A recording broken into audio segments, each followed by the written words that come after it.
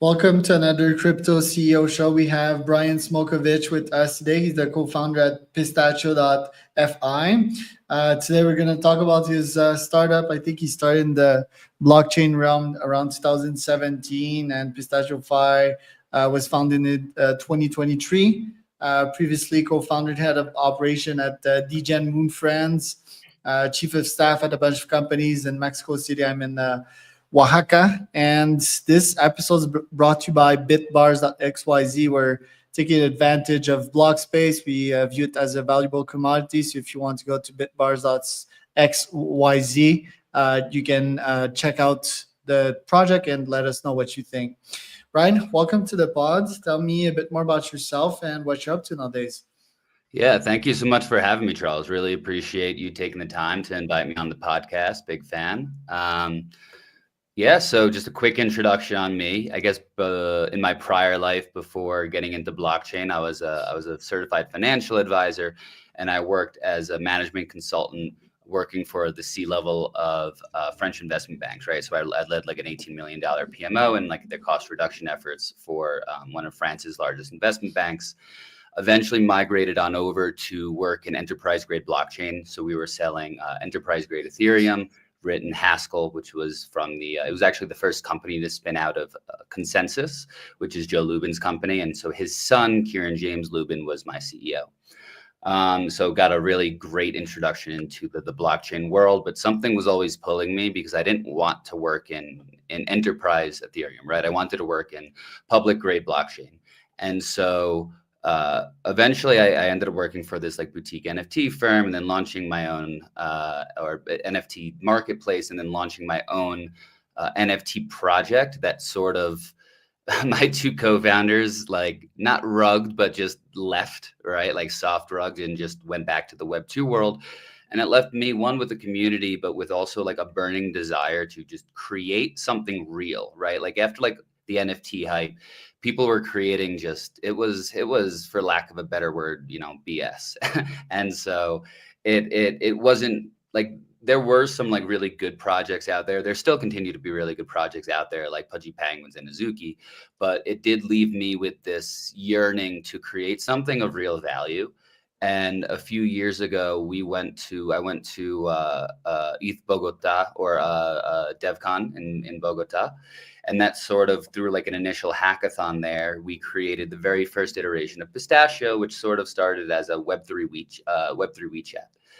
And through many, many, many iterations and just sheer force of will, we've gone and created the magic that is Pistachio, just an absolute like Ferrari of a Web3 mobile app under the hood, but on the front end, right? Just something really, really simple that the average person can use, right? Because the big problem that we're sort of solving is everyone wants to onboard the next billion users, right? The next billion users, we're going to onboard them, and everyone says it. And it's such a load of crap, right? Because very, very few startups are going to be able to reach that scale. And so a big problem with that in itself is that most retail users don't understand what we're doing in DeFi land, right? Just have no idea, right? Whether it's with the chains and RPCs and the different like two-sided liquidity pools and permanent loss. And so, So I wanted to take everything, including all of the painful UX points that, the community has been shouting at us for the last decade of whether it's seed phrases, recovery, gas fees, token approvals, cross-chain liquidity, and just solving everything in one go, right? Creating one really nice, sleek application that's very powerful under the hood, but very easy to understand and that you would trust to onboard your brother, your dad, your girl, your wife to, because it is simple enough for them to understand and use it, because instead of focusing on educating them on what is Web3 and blockchain, we instead just abstract everything away, right? And that's always my goal, is just don't educate, because people don't want to learn, right? They just want it to work. And so we've built that for that reason. Sure. And is it launched yet? There seems to be a wait list. Yeah. So we're currently going through the iOS App Store application process. So we are pre-live, as I like to say. very close to launching. So currently, if anyone wants to gain early access, sign up for the wait list, and you'll be notified when we're available. Uh, as far as the iOS app process goes, it's blue skies ahead in terms of like just actually like legality and getting the app itself approved. The thing that's holding us up is that we need to basically migrate our account to an organizational level account, and they just need certain documents to prove that. And so we send a document, okay, they come back, okay, good. Then they come back with another document. And so we're sort of just in this ping pong service until hopefully within a few days, maybe a week at max, we'll have this sorted and be able to redeploy and go live just to the full public launch. And if I want to use Pistachio, for example, what's the use of it? It's the safest way to grow my wealth. Okay. How precisely? What passive yields? And tell me about like the rewards from the debit card side of things. That a second feature? Yeah, so we've created a very holistic platform, right? Essentially a Web3 non-custodial neo-banking alternative. And when I say that, it means we have free peer-to-peer transfers, we have the ability to spend on your card, you have the ability to save money, to grow your money, and curated yield opportunities. We make it so that you can easily onboard from fiat to crypto in over 130 different localized payment methods so that you're always getting the best rates. So basically easy money in. And then when your money is in the wallet, what we do is we onboard the user directly to a smart account. And so what this allows us to do is some great stuff. Like we can do gas abstraction, token approval abstraction, automation. And so the end user doesn't necessarily need to know all of these things, but we do it for them in a sort of opinionated way to make sure that they achieve the best user experience. And then we provide a list of curated yield opportunities in which we go out and find, okay, let's find some low, medium, and high risk options, right? And the yields associated with that are usually reflected upon the risk associated with the vault, right? And so, let's say a very low risk option is decentralized yield opportunities, decentralized lending opportunities, right? Like Aave, Compound, and just a very straightforward. Okay, you put money in here. Your money is very safe from like a strategy and collateral risk point of view, but you receive the minimal amount of APY. And then we're going to have, and it's not a lot of vaults. It's just like a few very specific ones. Then we have like an optimized decentralized yield lending vault, which adds a layer of smart contract complexity. So there's like a little bit of risk added to it, but the yield essentially doubles, right? It's like 7 to 8%. And then forward looking, as Plume's network goes live, hopefully within the next month or two, we're going to be providing their nest option, right? Level access to their nest yield. And for example, that is it's currently yielding 11.5%, and it's backed by RWAs, so real world assets held by BlackRock, PIMCO, Carlyle, so some of the best of the best. And I know that Plume, for example, will be providing juiced yield in the form of their rewards token. And so that 11.5%, for example, will be going a bit higher. But some of that yield is derived from private credit markets, right? And so that would be considered like a medium risk strategy. And so we'll convey to the user very succinctly, very clearly, these are the types of risks you have to be aware of. Because the most important thing is, right, where's the yield come from? Everyone wants to know, especially after Terra Luna, you hear high yield and you're like, where is my money going to implode? Right. And so we do our research beforehand to make sure that everything is vetted and the yield opportunities are real. Right. And isn't Coinbase doing all of that? Is there space for another player? So Coinbase is not doing all of that. Their offerings are fairly split between their two different offerings of Coinbase and Coinbase Wallet, for example. So Coinbase, which is their custodial offering, right, does have a very straightforward yield on the USDC, which I believe is about 4%. And they have their debit credit card option from within there, right? But the yield opportunities and the card opportunities are not available in the Coinbase Wallet, which is their non-custodial option. And so it's a bit fractured, and I believe it's because most likely they're focusing on B2B, and they're doing a lot of infrastructure plays, right? And base, they want people to build on their infrastructure. And so also, I'll be honest, I think their UX UI for Coinbase Wallet isn't very user friendly. I think they may think it's user friendly, but it's incredibly overwhelming. There's like too much going on, right? It's okay, well, learn this, here's your NFT community, here's this, and there's a million different things that you can do within the wallet. And so they're not creating a user experience that facilitates the actual use cases and makes things simple by reducing like the cognitive overload. Right. So your specialty is taking all these Frankenstein pieces, piecing them together, and offering a simple front end to your customer. Are you the one that codes in the startup? Are you the one that's in charge of all of that, or do you have a team? So we have a team. There's two of us right now, 2-man army. I basically do everything that's not development, right? So whether that's marketing, fundraising, operations, product, everything along those lines. And my CTO, who's just an absolute G, is like the fabled 100x engineer, right? Kyle is a top 3% developer on GitHub.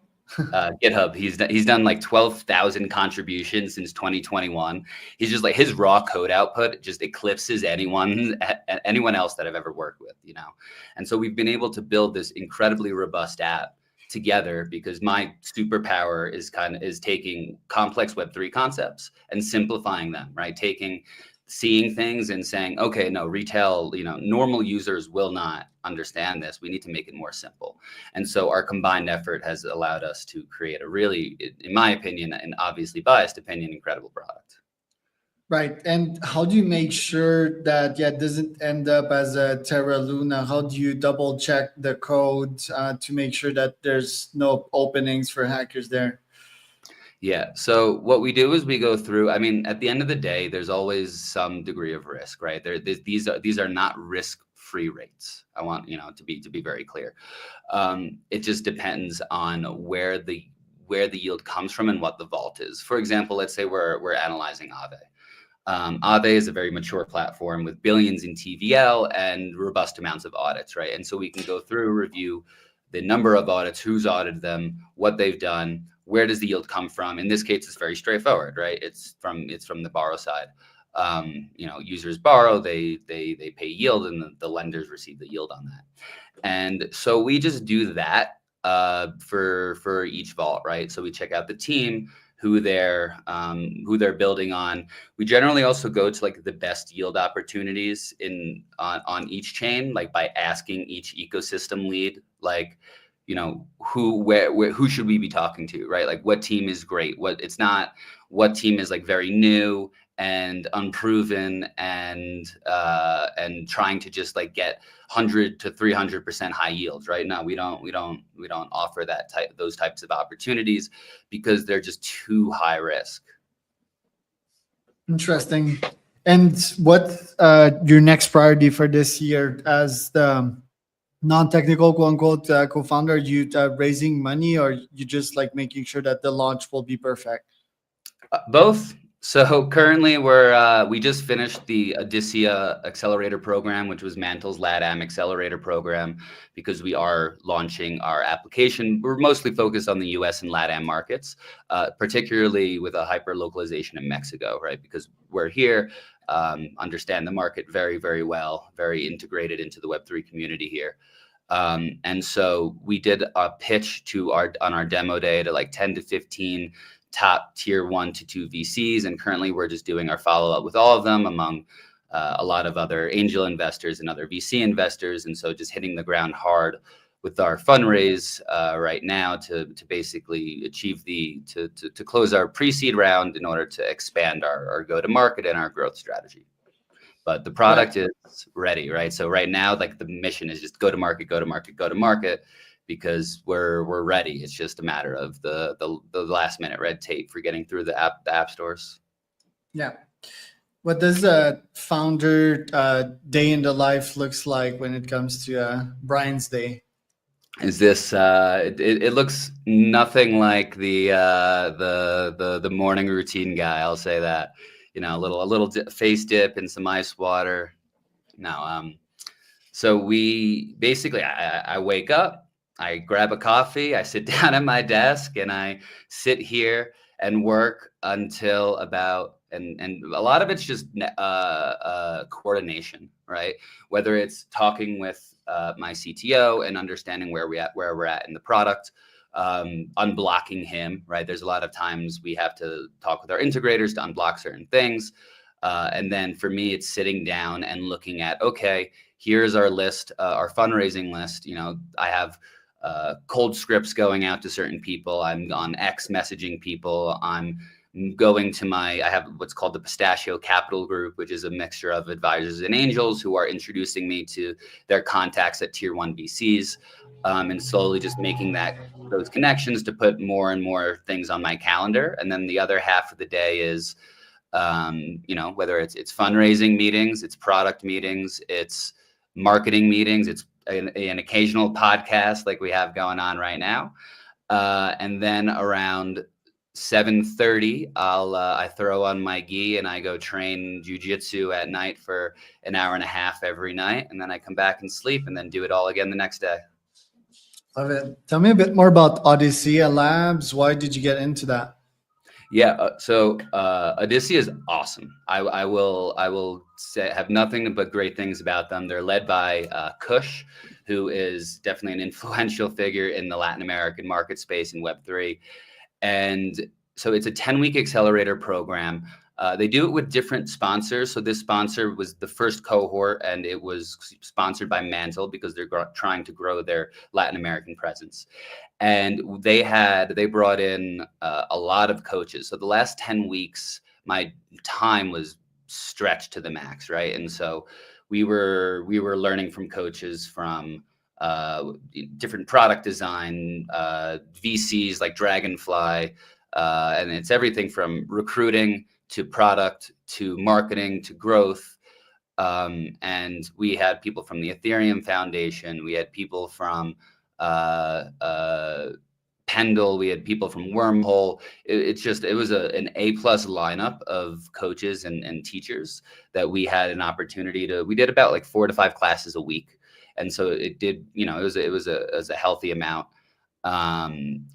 Learning just really amazing things, and it was like 10 to 15 projects that came in to learn, to study, and to grow. And then we pitched at the end. It had a lot of opportunities here and some really great projects in there as well. So special shout out to my cohort for everything that they've done. I know that if anyone wants to get involved with it, hit me up. I can connect you with Kush, see if you're a good fit for the upcoming cohort. I know they have a second one they're planning on rolling out in the near future. So really good opportunity for a new accelerator. I know sometimes you're unsure if a new accelerator is going to be able to, because it's risky, right? You're like, okay, this is the first time they're doing this.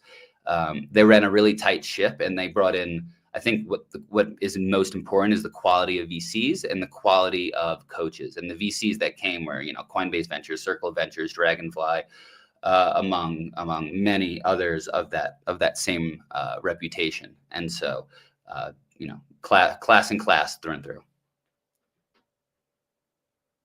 Do they have you pay something, or do they take an equity in your company? So it depends on, I think, the project. There are certain projects, and this will change from cohort to cohort, I believe. And so it wouldn't be fair to hold what they charged us to future cohorts. But so, for example, what we did is we have a deal negotiated. Basically, we received a grant from Mantle for a certain amount in cash. And for that cash, we gave up a 0.5% of equity, which is, a lot of these, I think, accelerators shoot for like 6 to 8%.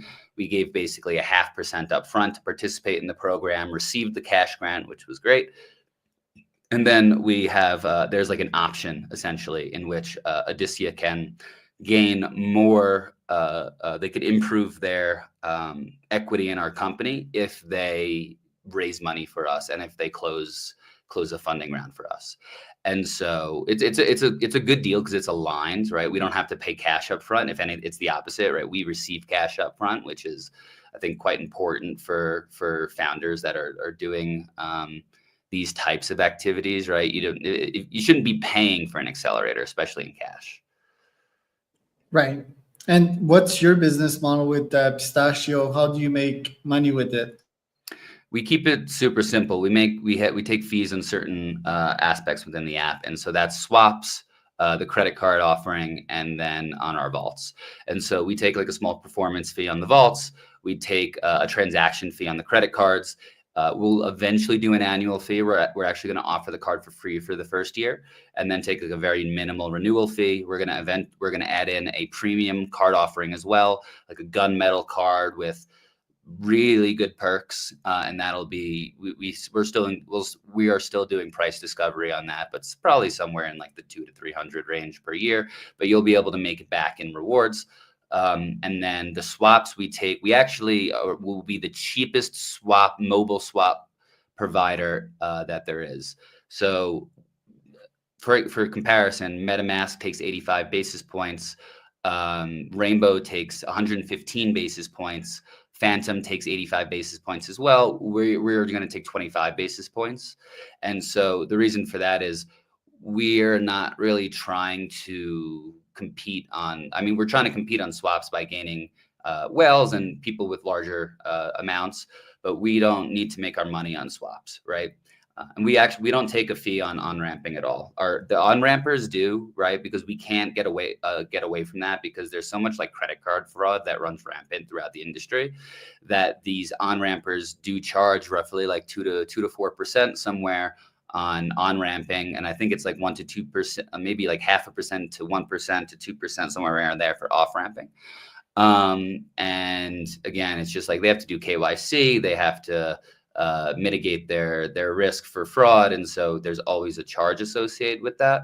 But Pistachio does not upcharge at all, because I want if I could make it so that users received 0 fee to put money into our app, I would do it, right? Like I think it's very important that that users retain as much money as possible when converting to and from fiat.